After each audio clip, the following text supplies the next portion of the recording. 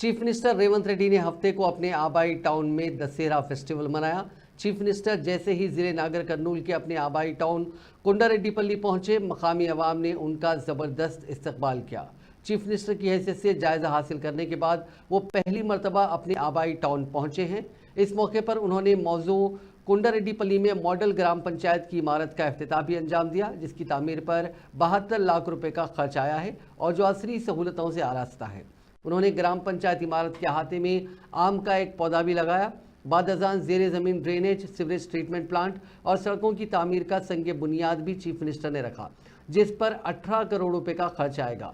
ऐसी community building का संग बुनियाद भी रखा गया, जिसकी तामीर पर 18 लाख रुपए खर्च होंगे। रेवंत रेड्डी ने पायलट प्रोजेक्ट के तहत मौजू कुंडारेड्डीपल्ली में कुंडारेड्डी पार्वतम्मा नामी खातून के मकान में नस्ब करदा शमसी तवानाई के यूनिट का भी इफ्तिताह किया।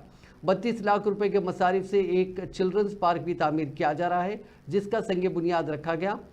बस शेल्टर और बरखी के कामों का भी संग बुनियाद चीफ मिनिस्टर ने रखा, जो 64 लाख रुपए के खर्च से तैयार किया जा रहा है। इन तकारीब में रुकन पार्लियामेंट डॉक्टर मल्लू रवि, अरकान असेंबली डॉक्टर वंशी कृष्णा, के नारायण रेड्डी, राजेश रेड्डी वगैरह ने शिरकत की।